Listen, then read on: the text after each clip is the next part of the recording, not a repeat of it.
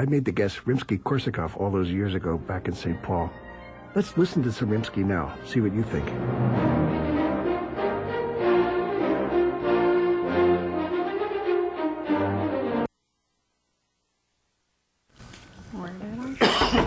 Good evening, everybody. Today is Monday, May 2nd. This is a Moscow City regular council meeting. And Art? Yeah, would you all please rise and join me in the Pledge of Allegiance? I pledge allegiance to the flag of the United States of America and to the republic for which it stands, one nation under God, indivisible, with liberty and justice for all. Thank you, Art. Okay, I've got a couple of public service recognitions, and a couple of recognitions, proclamations I'm going to read as soon as I get my voice.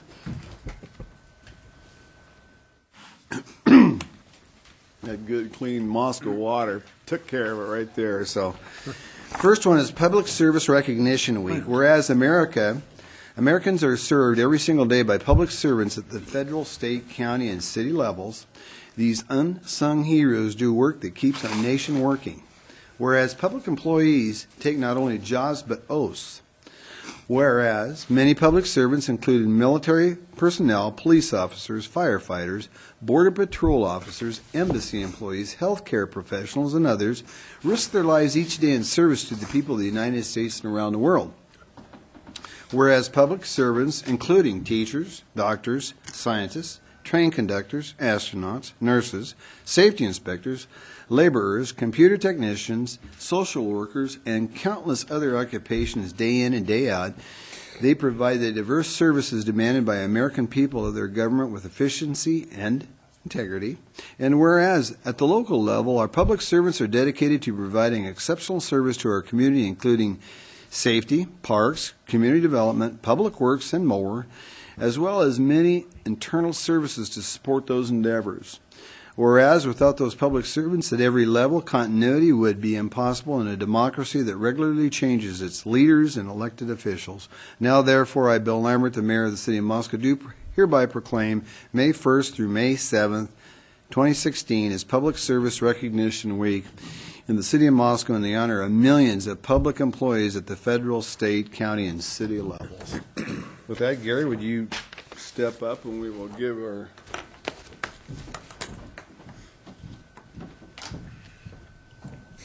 city supervisor a read. Thank you, sir.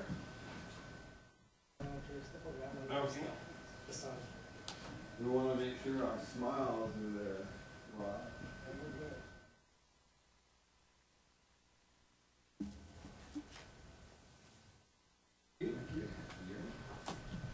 Nice to see Gary on the other end of the camera. Mm-hmm.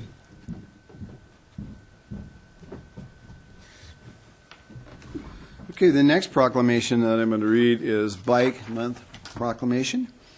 Whereas bicycling has been an affordable, environmentally sound mode of transportation and an excellent tool for recreation and the enjoyment of Moscow's scenic beauty, and whereas 7% of Moscow residents choose bicycles for their longest commutes, and many more adults use bicycles for at least part of their commuting, and whereas local government is committed to educating motorists and cyclists about safe vehicle operations to reduce accidents, injuries, and fatalities, and whereas bicycling contributes to retail sales, tourism dollars, in planning, infrastructure, and policies that support community livability, and whereas bicycling reduces heart disease, obesity, diabetes, and hypertension, and improves mental health and cardiovascular fitness, and whereas Moscow supports the objectives of Let's Move, Safe Routes to School, Complete Streets, Fill the Racks, the Office for Renewable Kids Safety Fair, and more, and whereas Moscow's Bike for Life Committee, with representatives from healthcare, government, education, families, businesses, and environmental interests, have coordinated a variety of very cool cycling activities around Moscow this spring and listed them on Bike for Life website. And whereas our region is gaining favorable recognition for bicycle-friendly accommodations, including Moscow's Intermodal Transit Center, more convenient and functional bike racks, a growing network of bicycle pedestrian trails, including the new Moscow Greenway, And whereas National Bike Month began in May of 1956. Now, therefore, I, Bill Lambert, the mayor of the city of Moscow, do hereby proclaim May 2016 to be Bike Month in Moscow, and I urge everyone who can cycle to work, school, shopping, and errands, or simply for pleasure to improve health and find refreshment and invigoration to lessen adverse impacts on climate and to reduce transportation costs. With that, I know we've got a bunch of bikers, so I'd like to have all of them come up so we can get your pictures.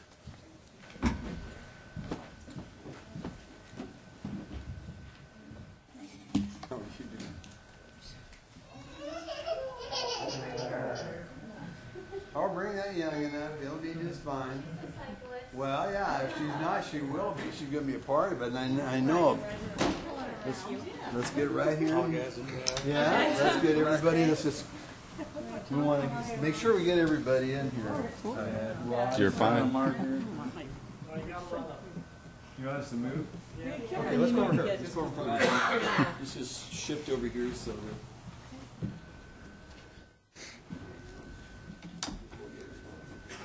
Come on, David, squeeze in over. Get everybody in. You guys.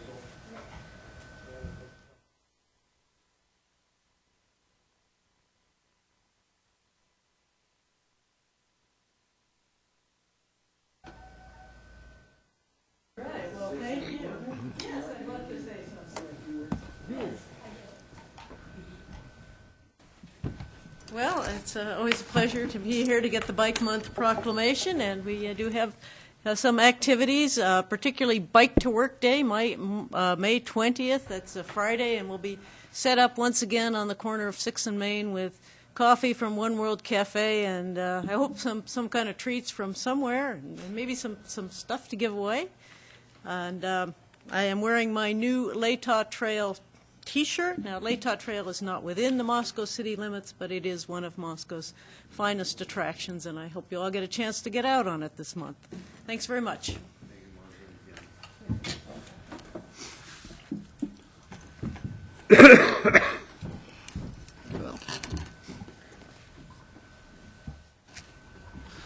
Okay, with that, we'll move on to the consent agenda. I move approval of the consent agenda as presented. Second. Okay, Art made a motion to approve the consent agenda with Jim Boland's second. I'll take the roll, start with Catherine. Aye. Aye. All right. Aye. Okay, so the consent moves on.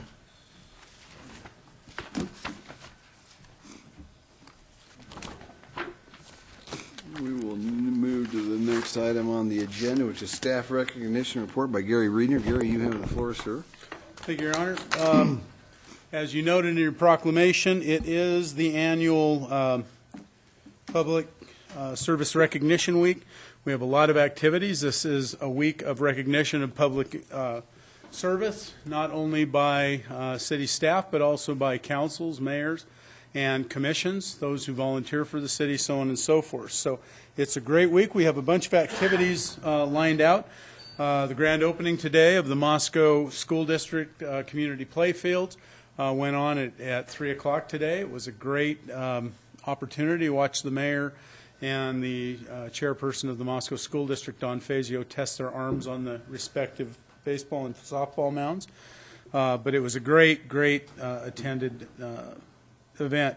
On Wednesday, we have National Bike to School Day. That is May 4th. And also Fill the Racks with bikes is what that is for. On May 4th, that same day, we have our annual employee barbecue, appreciation barbecue. That'll be at the Herc at 11:30. And then on May 6th, 9 o'clock a.m., we have the downtown cleanup. So everybody is invited to come down.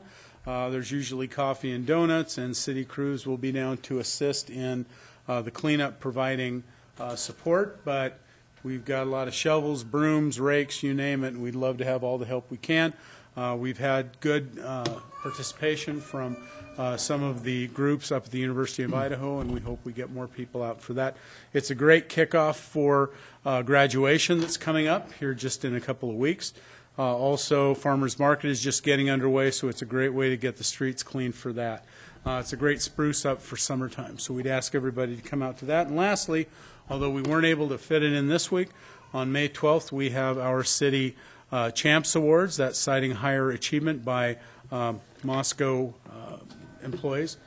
And we'd like to have, we'll also have public service awards for people who've got 5, 10, 20, 30, and we even have a 40-year employee that we'll be honoring this year. So that's great, and that will take place on the 12th of May.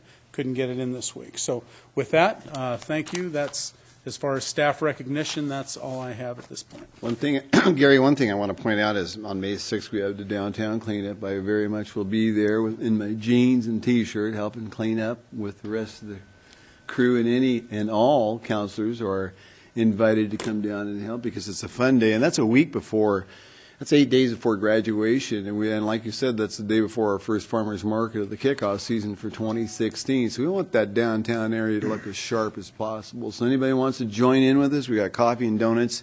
And it's a fun time. It's kind of a kick in the pants.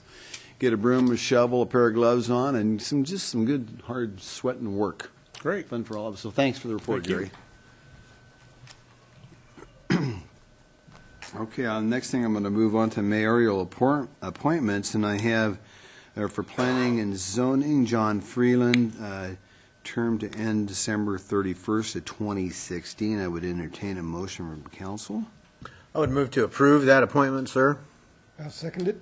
Okay, I got a motion by Jim and a second by Art to approve John Freeland for planning and zoning, term to expire December 31, 2018. I'll start the roll, John. Aye. Aye. Aye. Aye. Aye. Okay, congratulations, John. You want to stand up so folks can see who you are? This is our new P&Z guy right here. All the way up, John.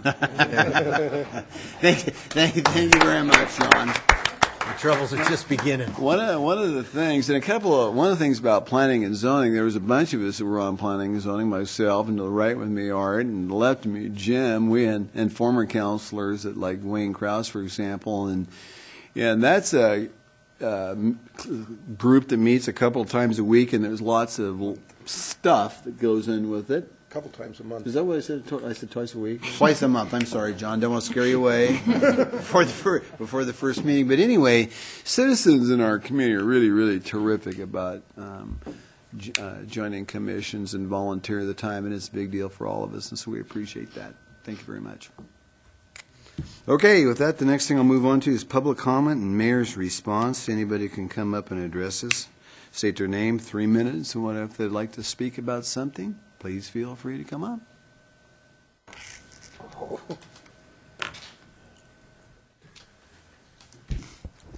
My name is Eric Newell. I'm the Recreation Supervisor for the City of Moscow. Do you need my address as well? No? I think we can find All you, right. Eric. So Well, I'm here. 5 days a week. It's 5 days a week at the Egan if you need me. So I'm here actually every year. This is our 7th annual. We had the City of Moscow Employee Chili Cook-Off, and we had 3 awesome judges this year. And I'm here to present the award to the winner, and he's won 2 times in the last 7 years. But this year's winner was Mr. Gary Riedner. So I want to present our award to Mr. Riedner and congratulate him. So he's won twice out of 7 years. Yeah. You get a chance for an acceptance speech, right? Yeah. Yeah, well, yeah, you can You gotta talk. give the recipe. I just want a bowl of your chili to see how it is. It was good. Yeah? Yeah. I'll be at the next one next year. So. Thank you. Appreciate it. Is that a traveling trophy we have, Gary, that... Doesn't travel very far. Well, It's kind of heavy. The traveling trophy administration, I want to point out, has won it 3 times now. So not that we're gloating or bragging, but I want to thank Eric for having a great event every year. It's just really a good time, and we have a heck of a good time with it. He even let me enter twice this year, which is really fun. So really a good time, and I challenge anybody to take the trophy away from administration. If you want a piece of it. This year we ended up sweetening the pot a little bit and got a few more entries in, and we hope it continues on next year. Thank you very much. Good job. Yay. Okay. Any others that would like to come up and speak? Okay, we'll move on to the next item, which is the Citizens Commission, Transportation Commission report. Les, you have the podium, sir. How are you doing this evening? I am well, thank you. Mr. Mayor, members of the council, it is my pleasure this evening to introduce to you Mr. Ben Calabretta. Ben is an employee of WSU and volunteer on the Transportation Commission. He works in the Center for Public Policy, is that correct? Civic Engagement, excuse me, at WSU, and is currently serving in his first term as the chair of the Transportation Commission. He's going to give you a report this evening on the activities of the commission over the past year. Well, welcome, Ben. I have a PowerPoint and everything. Okay. So if you need a pointer, this is the little green guy right here. Okay. Advance to the right. Okay. You liaison the transportation. Okay, so thank you for the intro. I don't know how long he's been thinking about that, but that was pretty good. Thanks for having me. I'm honored to be here to talk about what we've been talking about in the Transportation Commission. We work with a couple of the city employees like Les and Bill, and I know Jim is our liaison there. And basically we are just always talking about safe transportation, effective and efficient transportation, and everything that goes into that. There's a lot of thought, a lot of communication, and there's always a balance between what we maybe think needs to be addressed and what is actually possible. And we work pretty closely with Les to make those kind of things happen. So, if I'm sure, at least the City Council probably recognizes this. This is the Moscow Multimodal Transportation Plan. There was a lot of work and effort that went into this plan, a lot of studies, that kind of thing. So we, last year, we made it a priority to go through and review all of the action items, which there's several dozen of them, of what needed to be happening and what could be happening in Moscow as far as transportation goes. So essentially, we reviewed all of those action items. We prioritized them. Everyone on the commission rated them as far as like what they thought was the most important, what needed to be addressed, and the timeline that needed to be addressed. And then we met with city employees to talk about what was feasible. A lot of it, there's a lot of different types of items in here, but what we focused on mostly, like going back and looking over the last year, has to do a lot with bicycle transportation, which is timely since this is Bike Month. That was not planned at all. So, bicycles. Just want to talk about this first. If you haven't seen this is a new sign for the Moscow Greenway. I think the council has seen it before, but maybe some people haven't. But the Greenway is one of those things where it's essentially a transportation route, and I'll show you a map in a second, but provides safe transportation for even like kids can take it. And even though there's motor traffic on those routes, they're still safe. Things tend to move a little slower. There's tree cover, that kind of thing. So that's one of the things we talked about. We also addressed downtown parking for bicycles, not for cars, and also just bike facilities throughout the city, and a lot of discussion about routes and how bikes can move through the city safely. At any point, if you have questions, let me know. So this is just, it's not very close, I can tell, but this is the Greenway route, and you can kind of see, okay, I have a pointer. This is Main Street, and then this is a route that goes out towards the junior high, and then back south towards the fairgrounds, and then back over to Main Street here. So essentially these are all routes that were deemed safe. You know, kids could ride them, things move a little slower, and it's part of a bigger bicycle network, and I'll show you that in a second, but this is kind of the first step in kind of addressing that bikes are an important part of everyday life in Moscow as far as like community and leisure, that kind of thing. Well, Ben, and the good news about that goes right by the new ball fields. Yeah, and the ball fields has I'll be talking about the bike facilities in a second, but the ball fields was a big part of that discussion too, because we realized there'd be a lot more traffic, especially kids on bikes and families on bikes and everyone else that are going to be going to the ball fields in the middle of that residential area. So downtown bicycle parking, there's a couple things that happened over the past year, the first of which was an audit, and this was performed by some of Les's staff, and essentially we needed to know how many bike racks were downtown, and I don't have a map of the downtown area, but I think you can all kind of picture it. It's about 3 blocks wide, roughly, and probably 7 blocks long, starting up north, maybe south of Rosars, and ending down by Gritman. So anyway, the audit was to go around town, find out how many bike racks are actually out there, how many bikes could park without causing some kind of obstruction to like pedestrians or vehicles or whatever. And so that was one of the first things we did, and that kind of helped us draft this kind of document, a guidance document really, that the commission put the work into the document, I think mostly, and then it's kind of just, it's not like a policy, but it's meant to help guide the city when they have opportunities to put in new bicycle racks, like where they should go or how many of them should be per block, basically to meet all those needs, because there are some definitely high concentration areas as far as bicycle parking goes. What you're looking at there is a picture of just a temporary bike rack that was put in last summer or last spring and went through about halfway through the fall, essentially during the farmers market season. But this is at the corner of 3rd and Main. And this is a temporary rack. It's not there all the time. It's not there in the winter because bike use goes down.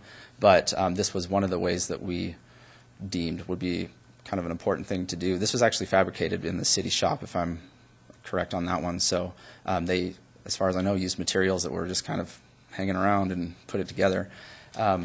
But it was used pretty well, like during the farmers market, which is, you know, one of the things we struggle with is like, do you have enough parking for like the high use times, like for the farmers market, when there's like thousands of people downtown, but then the rest of the week they're going to be unused.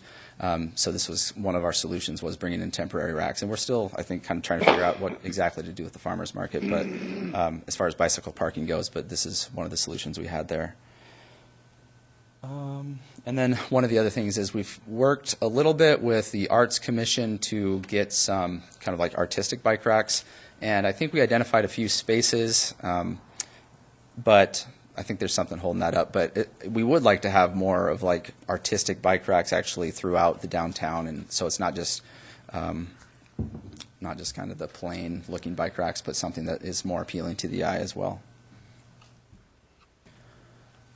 So moving on to the bike facilities plan. This is a bit of a sneak peek for everyone.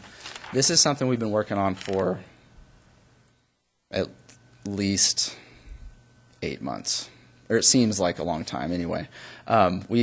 So this, obviously you can't, you're going to get a lot more detail that I think Les is going to come present on the detail as far as what this means.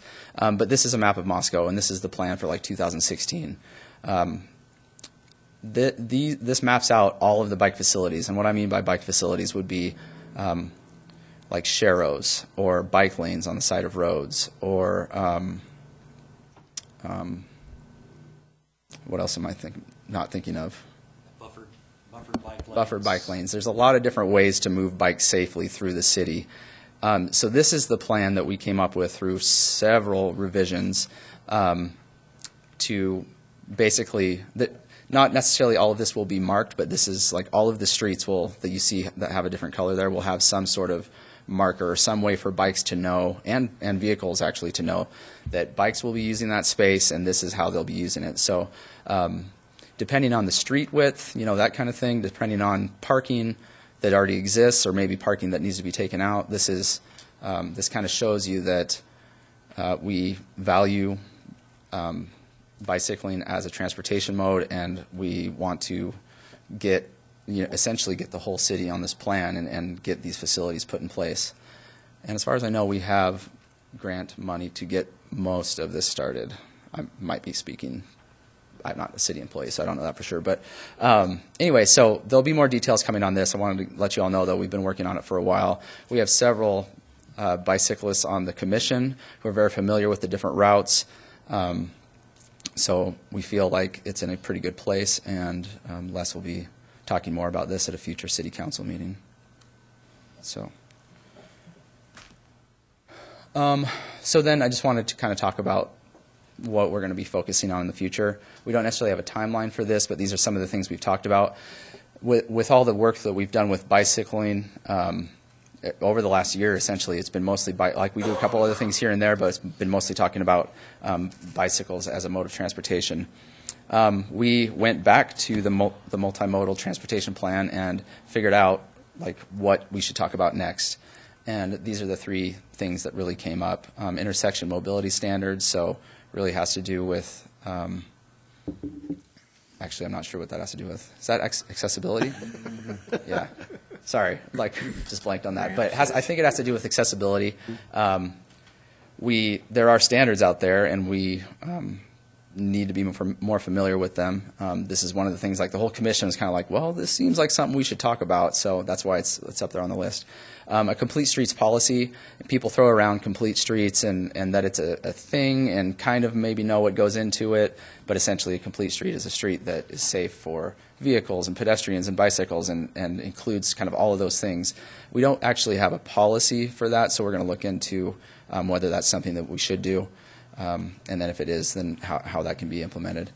And then also with the focus on bicycles, we've briefly talked about a tourism campaign. We're not sure what that would look like. That would probably have I would imagine a lot of collaboration with other commissions or other groups in the city as well. But those are some of the things that we came up with from the transportation plan. So with that, are there questions about the commission or anything you saw here tonight or anything like that? Well, Ben, one of the exciting things, unless it's our last council meeting brought this up, that new Greenway path that's going to open up pretty soon. That'll be a pretty neat thing. And when's that going to open up? In a couple of weeks, Les? Is that what you're? Yeah, I'm hopeful that we can actually have a ribbon cutting this month, as Bike Month. The signs are on order, and the sign posts will start going in here over the next couple of weeks. So if we can get everything in place, I hope that we could do something towards the end of the month for a ribbon cutting on the Greenway. Right. Questions for Ben from council? Ben, you might also point out the signage for the routes throughout the pathway system that the Path Commission's working with you guys on. That's maybe something that everybody would need to know about. We know that these signs are underway, and Les is working real hard on that. And I know the Transportation Commission went through a lot of iterations of what should be on the signs and how that there's too much on this sign and not enough on that one and how big it should be. And there's been a lot of work go into that. Yeah, so. Thank you. That is just to expand, that would, so what Jim's talking about is like the wayfinding signs. So we've figured out like what kind of wayfinding signs should be like on the trail. So the Paradise Creek Trail that goes through town, like what should be on those signs and which direction should they point and like what direction you're coming from and all that kind of stuff. So I think we've pretty much nailed that down. The bigger task with all of the bike facilities with that big map that you saw is really the wayfinding signs throughout the town, like what that's going to look like, what are our important destinations, what are people going to be biking to, like basically providing that direction throughout town. So yes, I forgot to mention that. That's something else that we've talked a lot about as well. Some of the details of the wayfinding signs throughout town are pretty detailed. We've given some just kind of general thoughts about like what would be good destinations, that kind of thing, but we're pretty much leaving that to Les and his crew to figure out where all those signs should go and that kind of thing. That's a little over our heads, or a little too detailed, I guess. So, thank you, thanks, Jim. Well, thank you, Ben, and thank you for serving as the leader of the Transportation Commission. It's very good. So, thanks Welcome. for the presentation. Thank you. Very nice. Okay, we'll move on to item number 6, our Tiger Grant report by Lisa Anderson. This is very, very exciting. I'm looking forward to all the hard work that Lisa and the team did to get this thing prepared for us. Welcome. Good evening. So I just wanted to update you on what we submitted for the Tiger Grant application.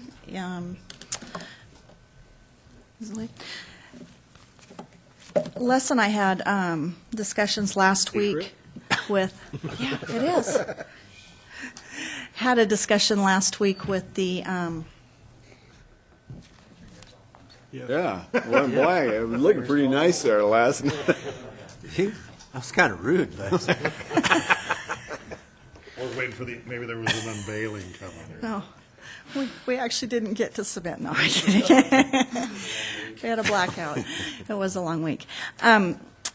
We actually got to have a discussion with one of the gentlemen that's the head of the Department of Transportation for the Tiger Grant Program, and talked to him about our project and as a rural community, and he gave us a little advice, and it was actually something that our consultants who've completed the benefit cost analysis for us said they also agreed it would be a good idea for us to submit a Plan B or an alternate option.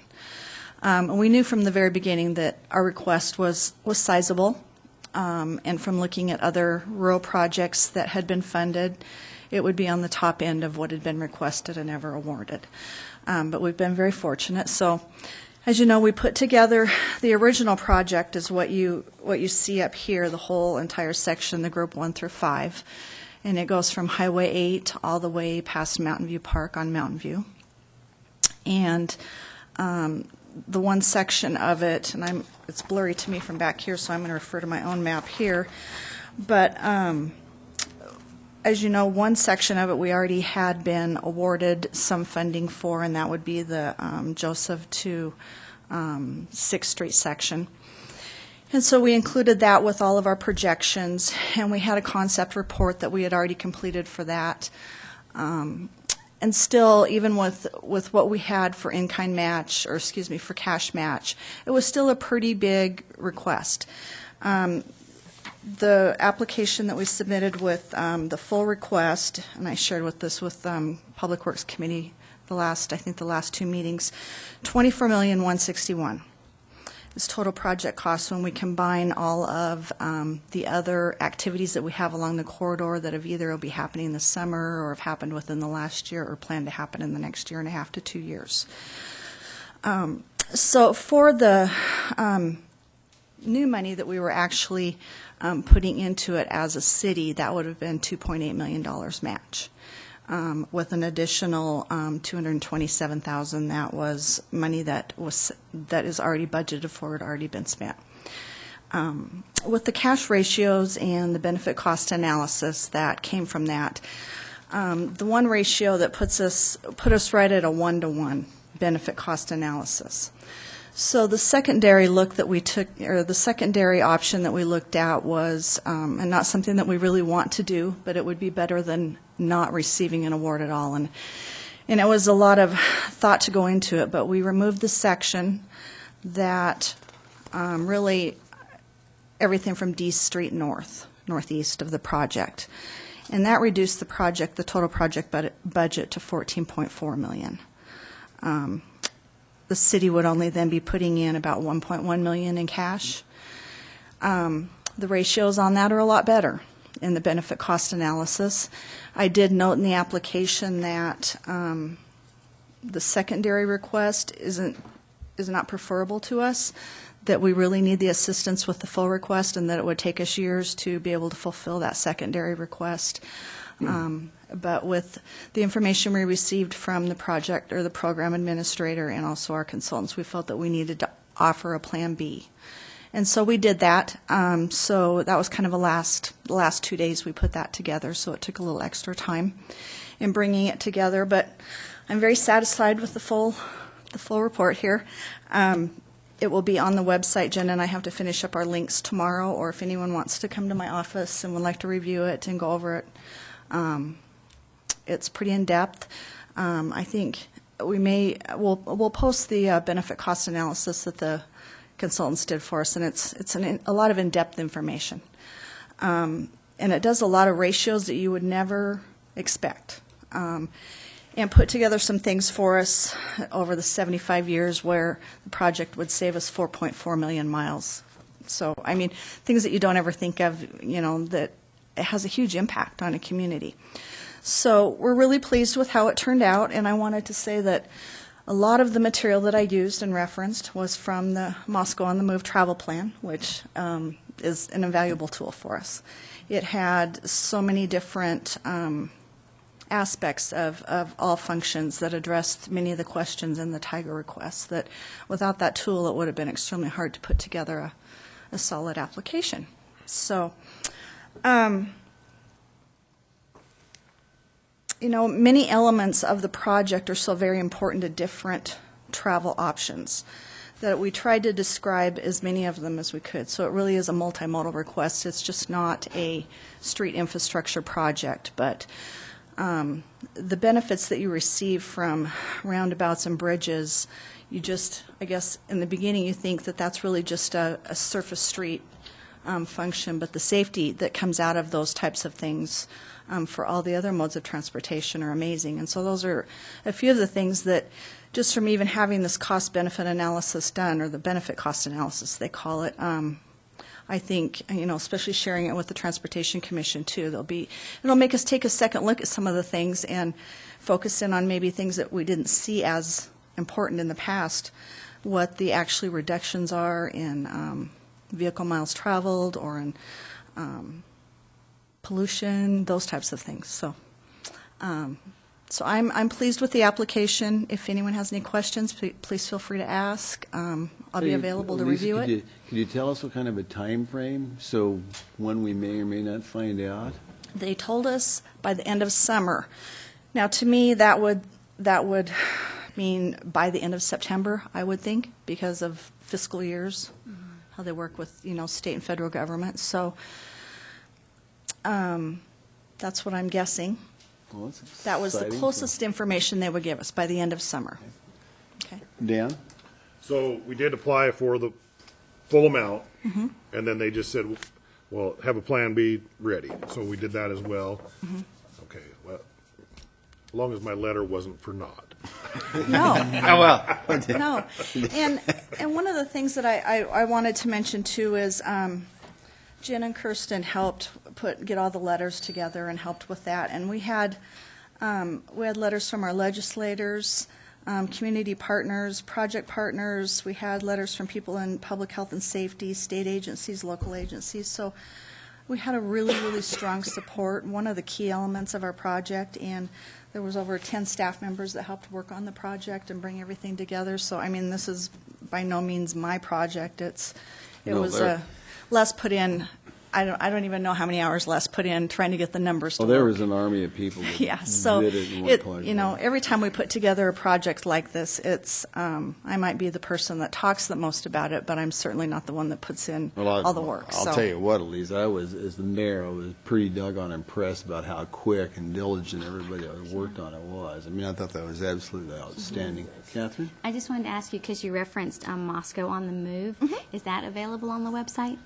Yes, the transportation plan has been on the website for quite a while under the, I can't remember which tab it's under for sure, but yeah. Well, no, the reason I'm bringing it up is because you cited that that's a lot of the information, the detailed information that you used in the grant, and so I thought it'd be beneficial for people to know that if they were curious. And it'll actually be, we'll have a project page up on the website, and there'll be a link to the transportation plan from that, but there's also a link under the Public Works Department for the transportation plan also. We also referenced the comprehensive plan, and we had several references. Jen did the reference page for me. I know there was a lot of material, and so we had just 2 pages of reference material. And the consultants had several pages of different citings for the information they used to put the benefit cost analysis together. So it's a very encompassed project. It's very detailed. So yes. I noticed that it's broken down into 5 groups there. Yes. So could possibly whoever doles out the Tiger grants, can they like pick and choose those things among those 5 groups? Well, we did present a budget that had a cost analysis for each section, and so they could look and say, do you really need the 2 bridges? But when you take a look at the benefit cost analysis, without the bridges and the roundabouts, the rest of it doesn't have that great of an impact. And that was one of the things that was a bit surprising to us, so the safety factors of those 2, or those, the 2 roundabouts and the 2 bridges are highly valued within this type of analysis. But they might, like Jim was saying, they could give you 5 and 3, 2. 4, and 5 or something. They could.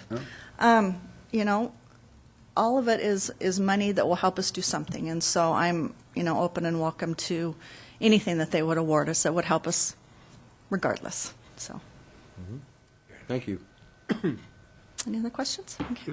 Good job. Very good report, Lisa. Thank you. Thank you, Les, and for everybody that worked on it, because there was a bunch of people and city staff. And as Lisa said, we had some of our Congress folks write in letters for us. I know the superintendent of the school district wrote in for us. So we had multiple people helping us out in our community, which is a big deal for us in our state. So, Yeah, I think the legislative letters and the larger community partners are, they weigh heavily within the application. And so I think it turned out well. I'm my own worst critic, so I know some things I probably could have done better, and so I'll be making note of that in case I need to resubmit last year. I will tell you that the program administrator did tell us that this program will be available next year under the FAST funding, and that he had found that out 2 days before. So in the back of my head, I'm started making notes today, even if I need to resubmit. Good job. What would I do different, or how would I focus on something else as I was reading through it again today? So, if we aren't funded this year, not all is lost. We know that there'll be a program funding next year, and we may be more financially prepared for that. And, something can always be written better, in my mind. So, Thank you so Thank much, you. Lisa. Very nice. Okay, we will move on to item number 7, the fire station number 2 parking lot repairs. Scott Montre is not here, so Les is going to present for him, I'm guessing. Hello. I got it right this time. Okay, turn it off. Sorry about that. Well, this is an item that was in our budget for this year. This has to do with the repaving of a portion of the parking lot at Fire Station Number 2. If you recall, this is the station over near the fairgrounds. It's also near Paradise Creek, and some of the soil conditions there are not the best when it comes to sustaining parking lots. So there's a portion of that parking paved area in front of the station that has deteriorated pretty severely, and so this project is intended to remove and replace those bad areas within that parking and paved area. This went to the normal bid process. It was a solicitation of bids. There are two different bid processes within these state codes. The normal open, advertised for several weeks type approach for larger projects, and then for smaller scale work under $100,000, it's the solicitation of bids where we contact contractors directly, minimum of 3, making a request for a bid for that work. That smaller project methodology was what was used in this case, because we did not anticipate the work going over $100,000 in cost, which it is not estimated to do. The committee, when they reviewed this, talked about the concept of perhaps increasing the scope of the project with some additional funding. I believe it was through the Moscow Volunteer Fire Department component. Is that correct, Gary?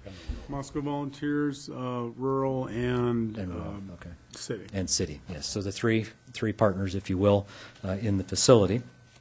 And so with that, the committee suggested that with funding from the 3 groups, that the project budget could go up to as much as $120,000 to address any additional work that probably needed to be done there. Due to the type of bidding method that we used, we have to keep the project under $100,000. And so what is before you tonight is a recommendation that the council award the bid with potential for change orders or modifications in the quantities of materials constructed as long as we stay under the $100,000 joint funding level. The project, as I mentioned, was put out to the 4 firms. We received bids from several. The low bidder was Motley Incorporated out of Pullman, and they had a low bid price of $69,357.50. So the staff recommendation is that the contract be awarded to Motley's in that amount, but that also that the staff be authorized to address change orders or modifications in bid item quantities up to, but not to exceed $100,000 total cost. I should mention that we're not anticipating that there's a lot of additional asphalt work that needs to be done. However, there probably is some further drainage system work that could be done to help, because it is a fairly moist area with the creek nearby. And if we can do some things to help remove some of that moisture underneath that parking area, then what we put in place will be likely to last much longer than this particular installation did. So that's probably where we would anticipate perhaps some additional cost.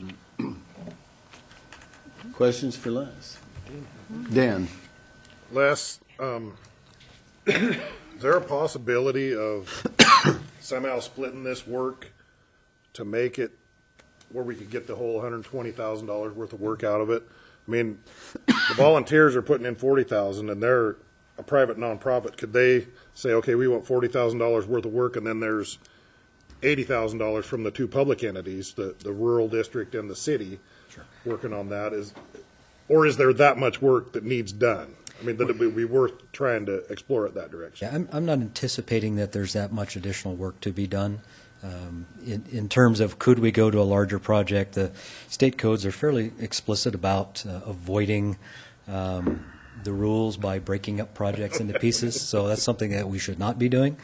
So really, no, we could not exceed that $100,000 with the method that we used. We'd probably have to take it back out to bid if we wanted to go beyond the $100,000. Yeah, thanks. Mark?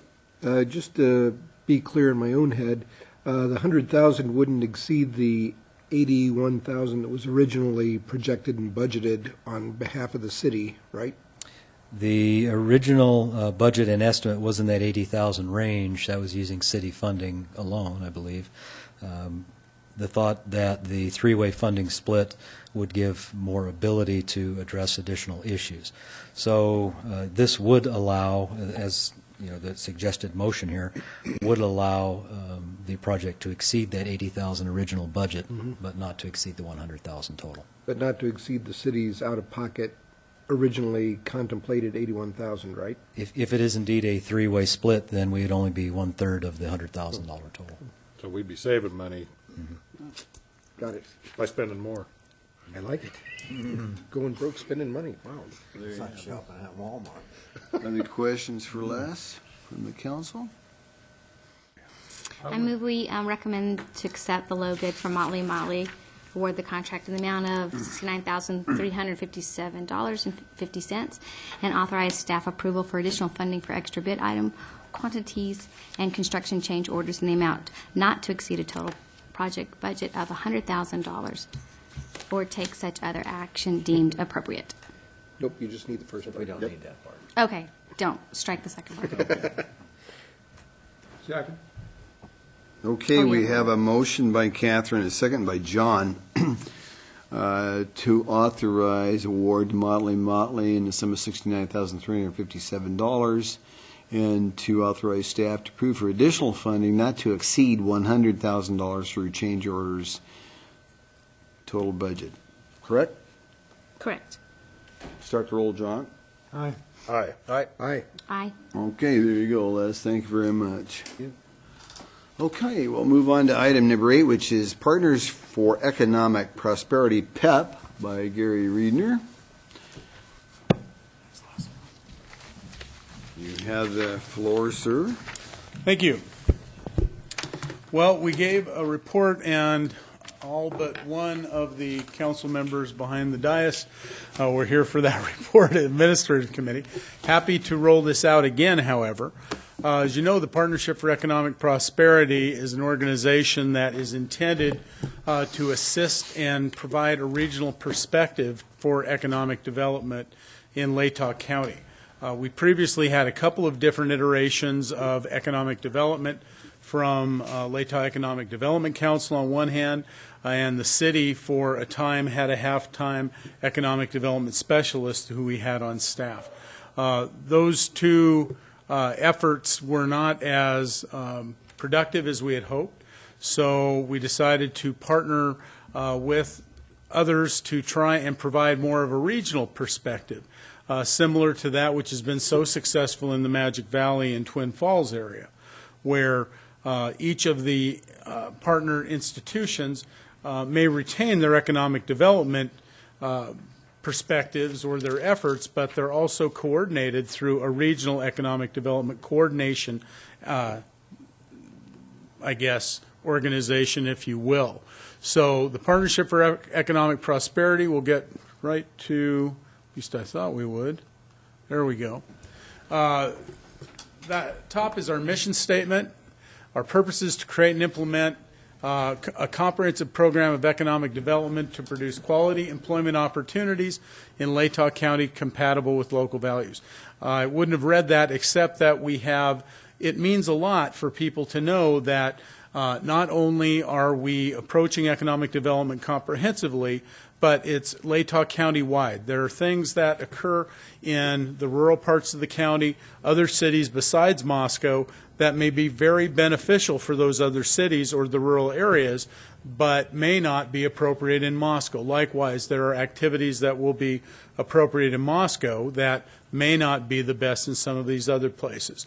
Having that region-wide perspective and a true county perspective means that everybody wins if there is economic development effort provided in, or economic development is pursued in any of our institutional partners. So this is a 501c6. 501c6 allows us to, we'd be a nonprofit IRS recognized organization, and that has been filed for. We'll get to that in a few moments when we get to progress. This is the way it was set up. We have our board of directors will have a nominating committee process, but we have our institutional partners, which would be the City of Moscow, the Moscow Chamber of Commerce, Latah County, and the University of Idaho. Out of those, the City of Moscow, Latah County, and University of Idaho will be contributing $40,000 per year. We've asked each of these institutions for a 3-year commitment, knowing that you cannot budget outside or commit outside the budget year. However, from each of these organizations, we've received assurances that they are willing to provide this level of funding, at least they intend to, for a period of 3 years in order that this organization can get up on its feet and running. That 3 years is a little bit, it's got two aspects to it. One is that we need that sort of continuity in order to provide the stability for employing an executive director and to become viable, but also that we believe that it is imperative that PEP provide value to each of these organizations. And we'll get to a list of deliverables that you can expect that PEP will deliver to you, and regular reports, so on and so forth. So this isn't something where you fund it once, you keep funding it for the next 10 years, and you're not sure what benefits you've gotten out of it. So those three are the large institutional partners. The Chamber of Commerce, $5,000 annual commitment. They will also have an office space that will house the PEP executive director and provide office support as well. Obviously, their commitment can't be as high as the other institutional partners, but the inclusion of the Chamber of Commerce really is a step forward in economic development. In the past, it was felt that the Chamber of Commerce perhaps represented more of the retail side of economic development. We believe that it is representative of businesses and that businesses should have a seat at the table. So they've been embraced and have been offered a board membership and partnership, and they've emphatically and enthusiastically embraced that. Okay, besides that, you've got those big four, if you will. And then in order to make sure that economic development efforts would also be extended to cities, other municipalities within Latah County, we've also got a proposal that we will be proposing to those other Latah County incorporated cities for a much smaller contribution, more in line with their ability to participate, but also to have a board membership for one of those a board membership, one board membership representing the whole of those cities. So they will be invited to participate. become members, LCIC members, we call them, Latah County Incorporated Cities, and they will come up with a method by which they will elect or appoint someone to sit in the board position for those Latah County Incorporated Cities. In addition to that, we have 2 at-large commercial member positions on the board. The idea there is that there will be a significant financial participation, that this isn't intended to be, this is intended to be good, solid economic development. And people who are there, we expect to participate and we expect to put something on the line. So this is a skin in the game contribution, and we expect that we will have 2 at-large commercial members who can also have board memberships. We also have 1 ex officio member of the board representing the Idaho Department of Commerce. So the Idaho Department of Commerce has always been present at these meetings, and we want that sort of statewide involvement if we can get it. Okay, organizational responsibilities. Let's talk a little bit first about things we have done so far, and then we'll come back to those. We've got commitments from the partners. We have presented to the Chamber of Commerce. We've met with, informally with the University of Idaho, presented to the City of Moscow on several occasions. Tonight is that final occasion. And we present to Latah County on Wednesday. So we wanted to get those financial commitments from our partners so we can move ahead. We are on a trajectory here to launch within the next month, hopefully sooner.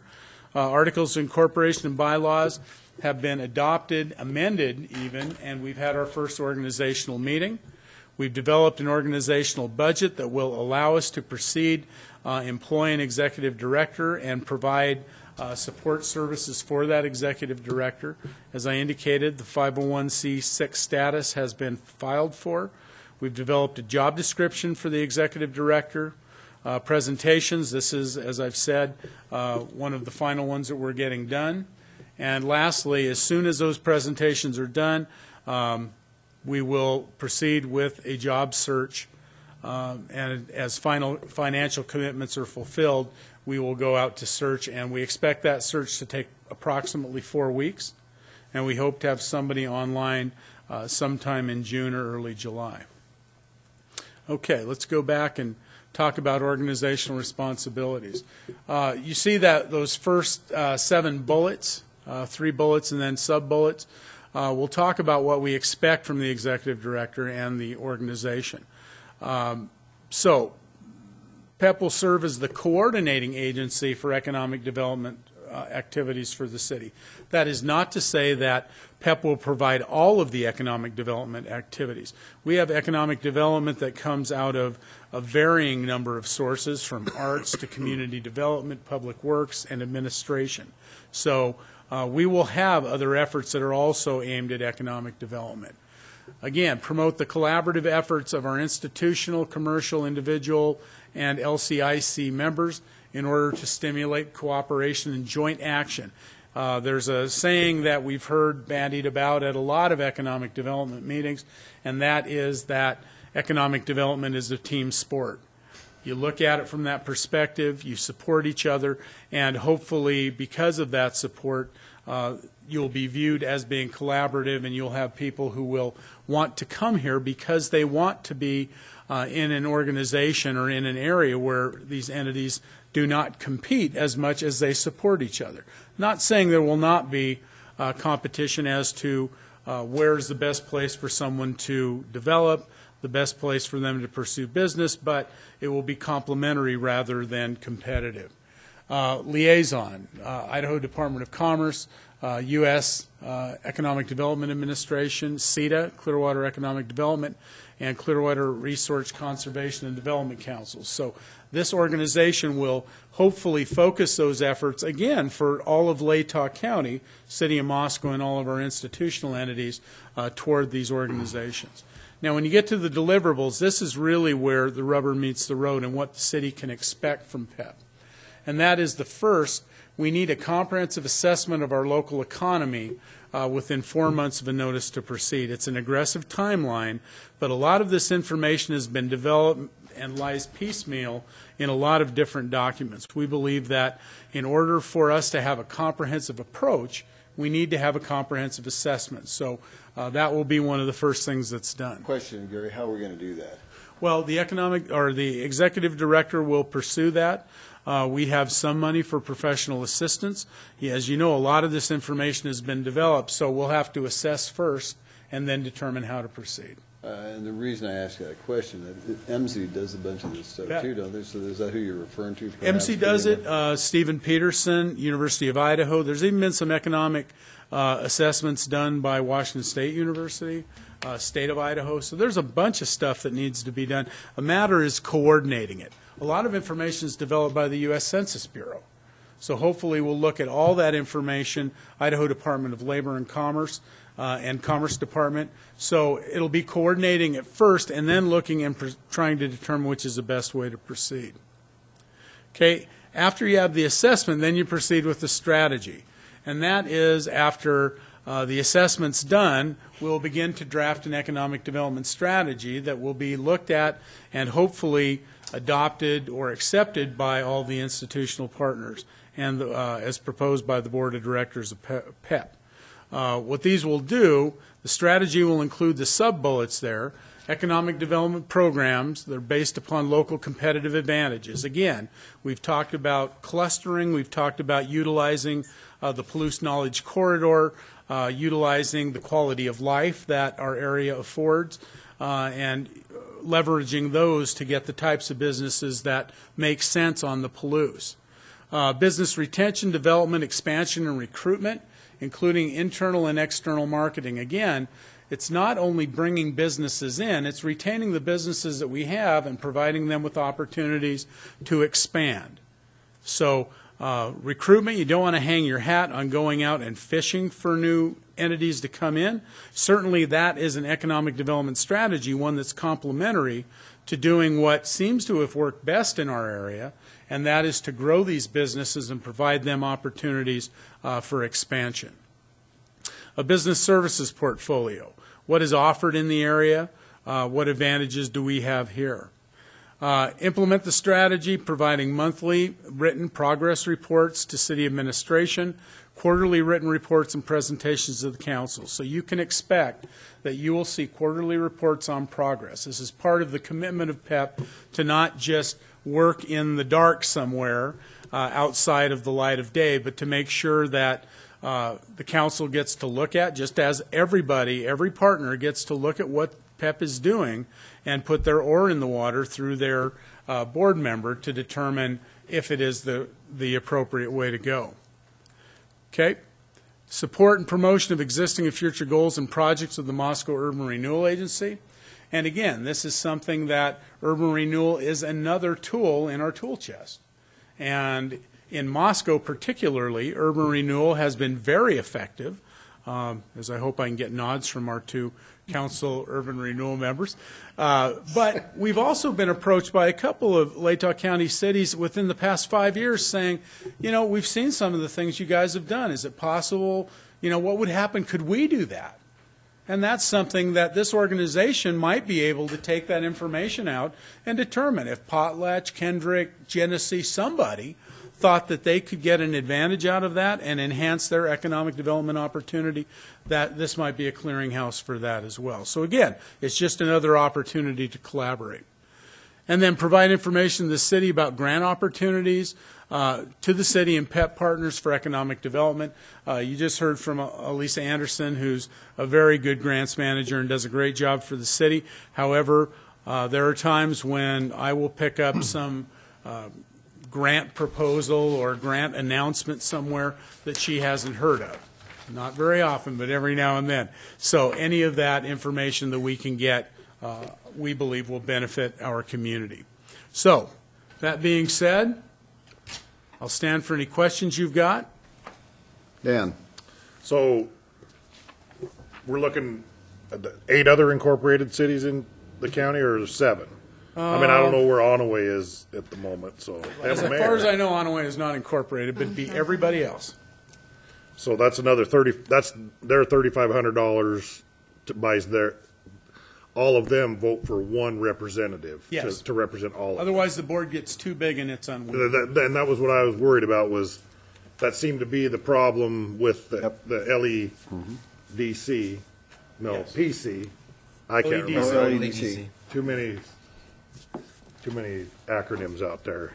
Anyway, that they just got too unwieldy and too many votes and too many voices, and just got to where actually nothing seemed to happen. So I'd like to, if we can keep it tight, I think that's going to help a lot. Yeah, if I may, the accountability is a big thing. Certainly, the City of Moscow, U of I, Latah County, all the folks who are putting in a lot of money have the right to expect that they'll be getting service commensurate with their contributions. However, there also needs to be that consideration of the smaller cities don't have those types of funds to put up. Latah County has always been supportive of those cities, and this is an opportunity for them to have an actual voice at the table, which is something that has never been tried before, to try and get that collaborative voice. Well, this is a lot more result-oriented than what we ever had with LEDC, too. That was more of a talk, feel good about ourselves type of a thing, and this has got much more meat where we can actually get something. And when we have quarterly reports in front of us, the council will be able to really measure where we're going with this thing. I just want to check for clarification. So you want to definitely start it for 3 years, like you said, for continuity and vitality and all that kind of stuff. And then each of the entities that you've already talked with has given their 3-year commitment? Have indicated that is their intent. It's like getting a grant. Yeah. Even though you can't commit outside of your budget, the intent is to continue it. And the idea, Catherine, with that is results. I mean, you don't if you get no results, there's no reason to keep doing the same thing you're doing without a change. So that's. And I have one more question. It had to do with CUSP. Remember when we had that meeting? So is this an iteration of CUSP? No, it is. It would be complementary. CUSP, of course, is the branding effort done through a tourism grant by the Chamber of Commerce, University of Idaho, and the city. And the idea there was to get a community brand, if you will, so that we had something that would promote Moscow's uniqueness and attract people here. One of the ideas for that was when you think about something, some catchphrase, some campaign, you think of Moscow. And unique to us. Yes, and it will help us with recruitment to the University of Idaho, which hopefully will in turn result in more business and greater economic development opportunities. So they're complementary. Just as this organization would be complementary to the Palouse Knowledge Corridor, complementary to CETA, complementary to Clearwater RC&D, and SWETA over Southwest Washington, Southeast Washington, excuse me, Economic Development Association. So what we try to do is we'll collaborate with whoever we can to try and provide as broad-based economic development as we can. If I can comment once about the LEDC too. The LEDC, when it was formed, one of its main job was to manage the North Idaho Business Technology Incubator. So when that gig ended years ago, it was a matter of finding their way. So I think that they were effective as much as they could be for a time, but again, interest has waned. So we believe that this will inject new life in the economic development effort. Hey, Gary, what do you want us to do? Accept this report? What do you have a motion? What Do would you like? you need direction? I'll move that we accept the report. There you go. I'll second Jim's motion. Okay, Jim made a motion to accept the report with Dan's second. I'll start the roll with Catherine. Aye. Aye. Aye. Aye. Okay, we're Okay. accepting PEP. As far as next steps, we will be sending a bill to the institutional partners and hopefully going out for an economic development director job search. So we'll be keeping you regularly updated as our efforts there as well. Thank you. Okay, with that, that's the end of our regular meeting, so we'll go into reports now. Art, start with you. Yeah, we covered everything that was on the Public Works and Finance Committee a couple weeks ago because we didn't have a Public Works last week. The Moscow Fair and Affordable Housing Commission meets this Thursday. And last week, the meeting of the Sustainable Environment Commission went on, and we discussed the latest activities of Moscow's Environmental Services Group, which has recently been formed, headed by Kyle Steele and supported by Tyler Palmer. And they were talking about the things that they're up to, the digging up of the dirt out front here to put in a demonstration Yscape garden here at the City Hall, implementation of the Fat Soils Grease program, looking forward to future composting initiatives with restaurants to try to get some compost out instead of just out to the landfill, and also the initiation of the city recycling program, because it's a little bit hypocritical if the city isn't recycling like everybody else, so let's get with it. And also the success of the Eco Driver program, which has saved the city a bunch of fuel over the past several years, a huge success on that one. Also discussed coming up in June is the National Pollinator Week, and they're going to bring in an entomologist to talk both with city people and the broader public about pollinators and how to enhance their lives. Also provided a letter of support for the Mountain View project, the Tiger Grant that we just heard about, and they'll be submitting their usual annual budget request with everybody else. So that's what I've got for you there. Okay, thanks, Art. Catherine? The Historic Preservation Commission has a, excuse me, I think it's allergies, has a yearly pamphlet they do, and they've decided to do Main Street Moscow then and now, and they are doing, it's going to be about 8 pages, and they're trying to, get interest in people looking in the historic district, and it says theme of America's downtowns adapting to fit wants and needs of the various generations, and they're using quotes, and they're talking about some things, and they're going to showcase buildings downtown and do like a scavenger hunt and stuff like that. So, and then they also are let me check my other notes, hold on. They also, that's not them. Hold on, let me make sure I got that. I'll have to hold on that one. They have something else they're doing, and I can't remember where it is. But Planning and Zoning had, 2 public hearings, and they've been doing the shared readings on all the parking lots and stuff, which has been really fun. And we then also are going to get to go, and they're giving us several parking lots to look at, and then they're going to discuss it because they've been comparing 12 cities around the state, and so we're going to figure out what to do, for the city of Moscow with the medians and the trees and kind of what the links should be and all that kind of stuff. It's been really neat.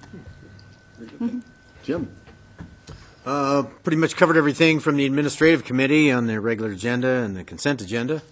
The other meeting that I've been to in the last week was the Clearwater Resource Conservation and Development Council, and the exciting things that are going on there. The Clearwater Youth Conservation Corps will have 5 crews throughout the Clearwater Basin, teaching kids how to make a living in the resources in the region, and hopefully interest them in coming to the University of Idaho to further their education in that way.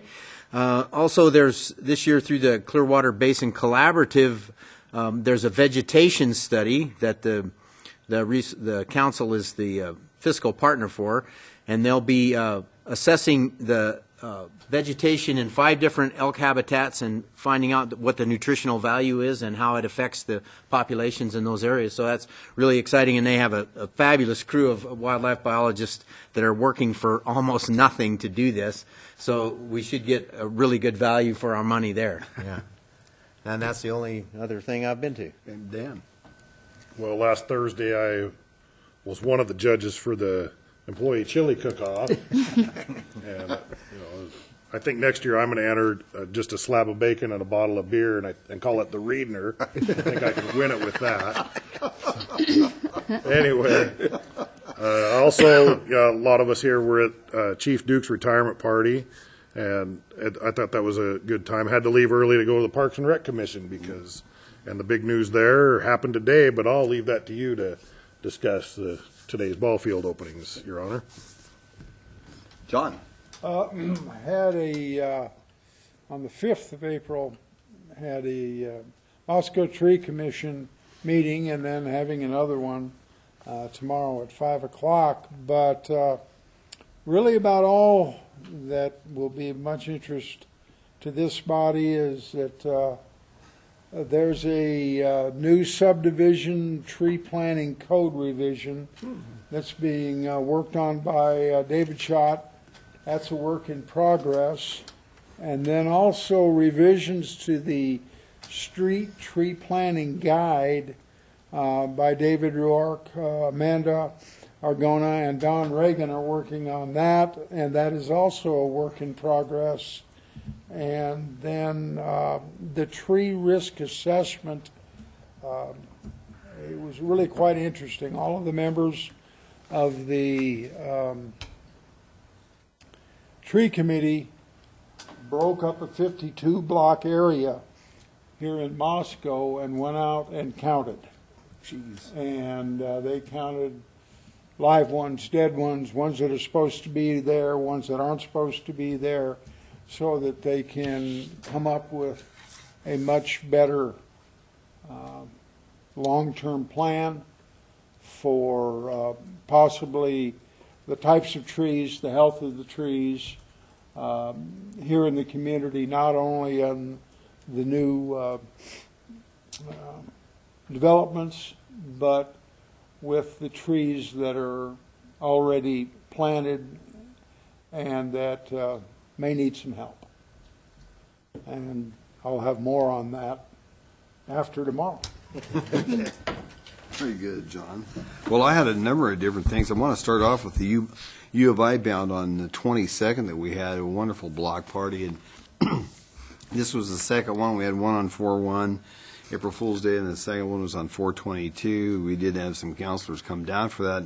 The interesting thing about that is the numbers for the U of I bound students that came on campus this year was up 20% over previous year, and I thought that was a huge success, and I got that information from Cesar, and so I thought I was pretty excited about that because what they're doing, the work that they're doing out in communities throughout Idaho is very well working. I talked to a lot of parents from Alaska, and Montana, and Washington, and Oregon, California, Utah, Nevada, so it was just a wonderful night. And in between storms, we lucked out because we had a torrential downpour right before, and then we had a nice 2-hour breezeway, and then about 10 minutes after we closed, kaboom, it was just really stormy, so we just lucked out there. That was great. Then on 4/27, I had an airport board meeting, and I got to share some numbers with you. The significance about the airport, and I brought this part of this report just so I could tell you guys. The first 3 months of 2016, our traffic, our passenger count is up 47.51% year to date.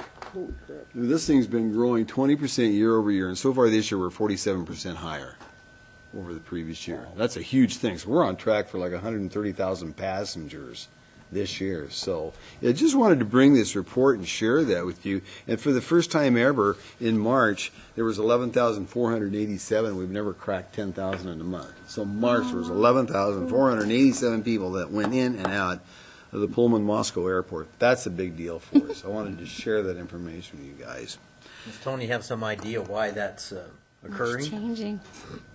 Well, we get 4 flights a day now, and we used to have 3, and they added 4, so there's a little bit of that as we've got one more flight, but it's really paying off. So, and of course, Alaska Air sees that, and they get the numbers just like what we do, so that's why we got 4 flights rather than 3, so it's a big deal for us. So that is a huge thing for us, Jim.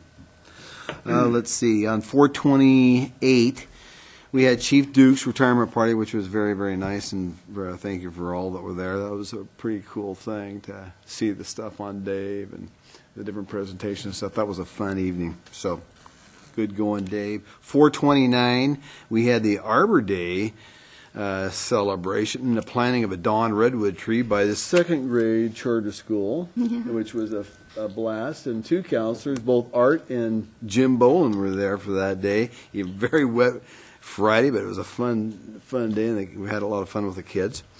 Let's see, and then today the ball fields. I want to talk about them for a few minutes. Oh my God, what a wonderful treat it was. I don't know if the some of the press was there. I didn't see you there, Terry. You missed a fun day, and I did not see you there as well. But we did have people from Clue TV, and we had the Daily News taking pictures, and they had 3 games going on at once, plus other activities. That whole place was busy. Man, there must have been 300 people there, I'm guessing. I don't know. They were all over the place. I did get a chance to throw an opening pitch, and I want to happily report I didn't hit anybody with it. I was able to throw it to the catcher. It went over the plate. It was a strike. Good. It was called a strike. That's what the umpire said, and he gave me a break by 2 feet. Well, it went in the direction of the plate. So It would have been a strike if I was back. anyway, the comments I made, and Gary made comments there, Superintendent Bailey, and that talk about collaboration. That's a whole community effort making that thing happen. It was a fun day, and it's so nice to see that happen. It's a big deal for all of us. It's a win-win for our community. With that, I'll turn it over to you, Gary. Well, I just wanted to remind the council, we have our monthly breakfast meeting on the 4th, same morning as Fill the Racks and National Bike to School Day. Don't eat too much as you come to the employee barbecue at 11:30 that day. Chief Nickerson, I believe, Chief Fry, and myself will be flipping hamburgers and sausages for the staff, and council, of course, you're invited to participate as well. I do want to say that we have some good candidates for finance director. This is our second iteration in search, so we will be proceeding, putting our interview team together again as we did. That closed today at 5 o'clock, so we're moving ahead with that. Chief Duke, I just wanted to give him one last nod. He and his wife, Jean, will be moving from Moscow within about a month and back to his home state of Alabama. So much as we hate to lose them to our community, we really appreciate their service. Chief's been here since 1999. And lastly, I didn't bribe the judges. So I just wanted to come clean with that. So it is a blind taste test, and as Council Member Art and Dan and John will attest. So just it was all clean, above board. Did you get a 20 missed the as well, bribes. John? Okay. Darn it. That's all I have. Transparent. Bacon is a bribe. With that, I would entertain a motion to adjourn. So moved. Second. Okay, I got a motion and a second. All in favor, say aye. Opposed? We are closed at 8:23. Thank you, everybody. Thank you.